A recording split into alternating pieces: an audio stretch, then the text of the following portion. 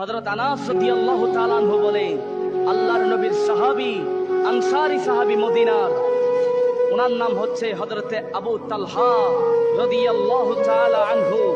উনি মদিনা শরীফের মধ্যে সবচেয়ে খেজুর বাগানের, যার নিকট সবচেয়ে বেশি খেজুর বাগান ছিল, যিনি সবচেয়ে খেজুর বাগানের যিনি মালিক ছিলেন, হযরতে আবু তালহা রাদিয়াল্লাহু তাআলা আনহু যখন লান তানালুল বিররা হাত্তা তুনফিকু মিম্মা তুহিব্বুন, তোমরা নিজের প্রিয় বস্তু দান না করা পর্যন্ত কল্যাণ লাভ করতে পারবে না।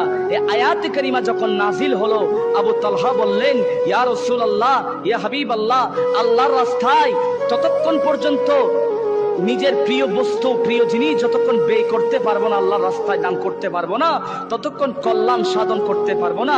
ইয়া রাসূলুল্লাহ, ইয়া হাবিবাল্লাহ, আমি এই খেজুর বাগানের এই মালিক, আমি খেজুর বাগান এটা আমার।